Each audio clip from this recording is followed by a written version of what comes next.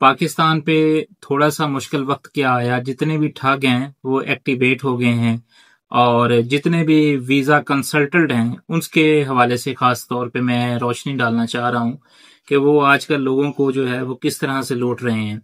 लोगों का जो था ना वो इतना रुझान नहीं था आउट ऑफ कंट्री जाने के लिए। तो उसमें क्या करते हैं कि जी ये जो जितने भी वीज़ा कंसल्टेंट हैं, मैं आपको इनको मेरी बात बुरी तो बहुत लगेगी लेकिन ये लूट किस तरह से रहे हैं लोगों को वो मैं आपको बता देता हूँ। इनका टोटल अगर देखा जाए ना तो 500 का भी खर्चा नहीं होता। तो इनसे अगर पूछ लेना कि हमने यानी वीज़ा लेना है फलां मुल्क का, फॉर एग्जांपल मैंने नीदरलैंड का अप्लाई करना है वीज़ा, तो ये क्या कहेंगे, ये जी कहेंगे जी हमारी 75,000 जो है ना वो फीस है, तो वो आप दे दें, इंशाल्लाह ताला हम आपको ऐसी प्रोफाइल बना के देंगे कि जो है ना वो आपके वीज़ा लगने के 100% चांसेस होंगे। इनका जो मेन जो टेक्निकल ये जो काम करते हैं।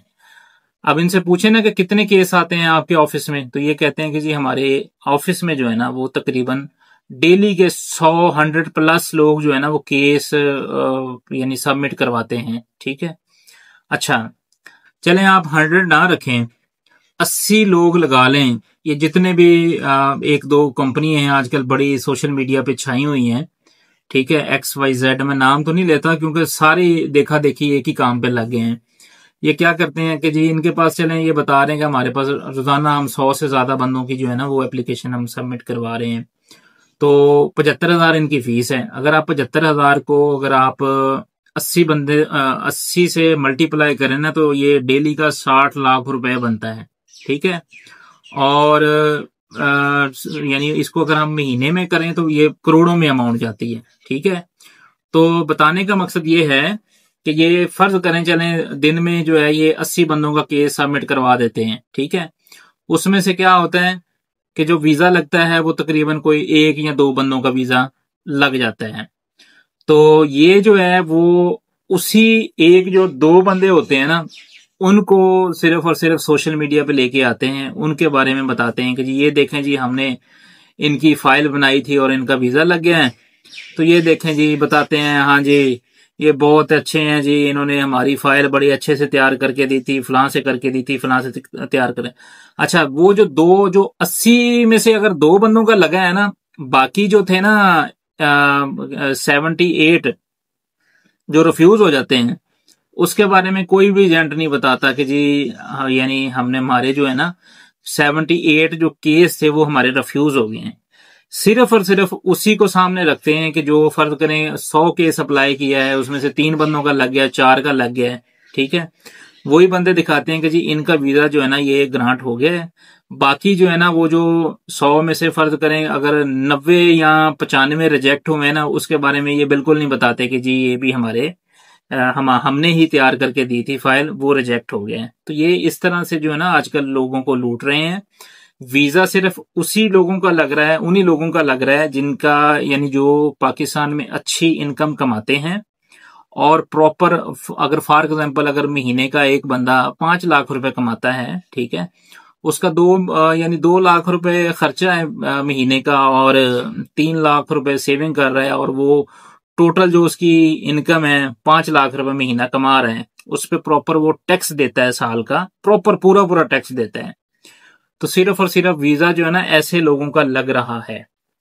नहीं तो आजकल जो पाकिस्तान में जो हालात है आप लोगों के सामने है, हर बंदा ही जो है ना वो उसकी कोशिश है कि वो पाकिस्तान से बाहर चला जाए। तो ये असल में जितने भी एजेंट हजरात है ना ये आपको फुद्दू बना रहे हैं, ये सिर्फ वही केस दिखाते हैं आप लोगों को कि जो केस इनके यानी कोई इक्कड़ दुक्कड़ लग जाते हैं। आपने कभी नोट होगा ये जितने भी एजेंट हैं ये वीडियो लगाते हैं, ये 2-2 दिन 3-3 दिन वीडियो नहीं डालते, क्योंकि उनके पास कोई वीडियो डालने के लिए कुछ हो तो फिर ही है। अच्छा, फिर जब देखते हैं ना कि चलें हफ्ता गुजर गया अभी वीडियो नहीं डाली, तो फिर ये आपको मालूमात देनी शुरू कर देंगे, बैंक स्टेटमेंट कैसे तैयार करनी है, फलां काम कैसे करना है। उतनी देर में जो है वो कोई ना कोई वीजा लग जाता है, तो उसको खुद से पकड़ते हैं, अपने पास बैठा लेते हैं, हाँ जी आपको हमारी सर्विसेज कैसी लगी है, क्या क्या आपसे पूछा गया है। और यानी इस तरह यानी आप लोगों को ना यानी पागल बेवकूफ बनाते हैं। तो खुदारा मैं आपसे यही कहूंगा कि आपने अगर जब भी वीजा वगैरह आपने अप्लाई करना होता है ना, तो आप सिर्फ और सिर्फ उस चीज पे ना जाया करें कि ये इनके केस जो है ना ये इम्प्रूव्ड हो चुके हैं। आप ये देखा करें कि इसके पीछे रिजेक्ट कितने हुए। मैं तो इनको तब मानूंगा ना कि ये कहें कि जी हमने 100 केस अप्लाई किया था और 100 में से हमारे जो है ना 90 लग गए हैं और 10 रिफ्यूज हो गए हैं, फिर तो चले हम मानते हैं कि यार ये बाकी बहुत बड़ी कोई कंपनी है, फन्ने का कंपनी है, ठीक है।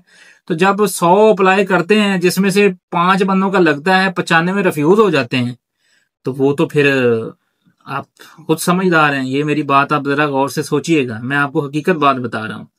और अगर फीस की बात बताएं इनको, तो वो कह रहे हैं फीस भी हमारी रिफंडेबल नहीं है। यानी वीजा लगे या ना लगे वो आपकी सरदर्दी है। इन्होंने एक दफा आपसे 75,000 ले लेना है, चले 75,000 कहते हैं, आप कहेंगे नहीं जी आपकी फीस बहुत ज्यादा है, मैं आपको 60 दूंगा। नहीं तो अक्सर लोग कहते हैं कि यार मैं आपको 50,000 तो दूंगा ना, 50,000 तो ये ले लेते हैं, 50 से कम नहीं करते ये, ठीक है। इसीलिए इन्होंने 75,000 रखी हुई है कि यार चले, और नहीं तो जाहिर सी बात है जो इंसान मांगता है पूरी तो फीस कोई नहीं ना किसी को देता। तो वो 50 तक, अगर ये पहले ही अगर 50 का रेट रखेंगे तो फिर तो इनको वो 25-30 ही मिलने हैं ना। तो इसलिए इन्होंने जो है ना वो एक रेट ही अपना पहले ही अप करके रखा हुआ है सारों ने। तो देखा देखी जो है ना वो, इनको बाहर जाने की क्या जरूरत है। इनकी तो खुद यूरोप पाकिस्तान बना हुआ है। जितने भी ये एजेंट हजरात है, कोई सऊदीया से अप्लाई करवा रहा है तो कोई कहाँ पे। हालांकि ये जो लोग विजिट पे गए हुए थे या इस पे गए हुए थे अपना क्या इसको कहते हैं बिजनेस वीजे पे, या अक्सर यानी बंदा जाता है ना लेबर वीजे पे जाता है, मेरे जेहन में लफ्ज नहीं आ रहा, तो बिजनेस वीजा हो गया या वर्क परमिट हो गया, जी वर्क परमिट का बताना था, वर्क परमिट पे जाता है। तो इन लोगों ने भी जो है ना वो देखा देखी बना ली है कि जी ये देखें हम आए हुए हैं यूरोप में, आप भी यहाँ पे आ सकते हैं, आपको क्या चाहिए ये चीजें चाहिए। तो पाकिस्तान में जो है ना उन्होंने भी अपना ऑफिस बना लिया है, ठीक है।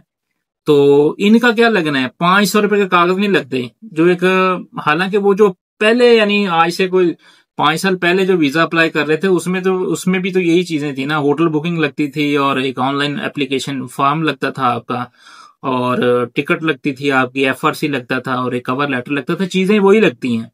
लेकिन सिर्फ और सिर्फ क्या करते हैं कि ये जो है ना आजकल आपकी, आप जो यानी इनसे इंस्पायर होते हैं ना, वो सिर्फ और सिर्फ जो चंद एक बंदों का जिनके वीजे लग जाते हैं ना, उनको जो पास बैठा के वो जो दिखाते हैं कि जी ये देखें वीजा जो है ना इसका लग गया है, फलां कंट्री का, जापान का लग गया है या जर्मनी का लग गया है या कनाडा का लग गया है। तो आप उसमें जो है ना वो कहते हैं कि यार वाकई ये पता नहीं कितना फन्ने का बंदा है। तो जो है ना वो आप उससे मुतासर हो गए ना, फिर आप दोबारा उससे राब्ता करते हैं। और जो इन्होंने बंदे रखे हुए हैं आगे, वो जो बंदे हैं वो इन्होंने कमीशन पे रखे हुए हैं। हाँ जी आपने अगर कोई कस्टमर घेर के लेके आना है ना, तो उसको उसके ऊपर आपको पर एप्लीकेंट के ऊपर जो है ना एक मखसूस अमाउंट तय कर लेते हैं कि ये 5,000 आपका हो गया या 7,000, या यानी इतनी होगा ना पर एप्लीकेंट के ऊपर। तो वो फिर सारा दिन वो लड़कियां रखी हुई हैं इन्होंने, वो सारा दिन फिर बस फिर वो यानी लोगों को घेरते हैं। तो खुदारा इस चीज से आप बचें। ये आजकल जो है ना इस तरीके से फ्रॉड हो रहा है। तो बाकी मैं अगली एक वीडियो बनाऊंगा कि मेरी इनसे क्या बात हुई थी। एक मैंने एक दो जो मशहूर यूट्यूबर हैं, ट्रैवल एजेंट हैं, तो उन्होंने फिर मुझे आगे से क्या रिस्पांस दिया, तो उसका भी मैं आपको नेक्स्ट वीडियो में बताऊंगा। और अगर आपने कोई बात पूछनी हो तो आप कमेंट्स करके पूछ सकते हैं। जज़ाकल्लाह खैर।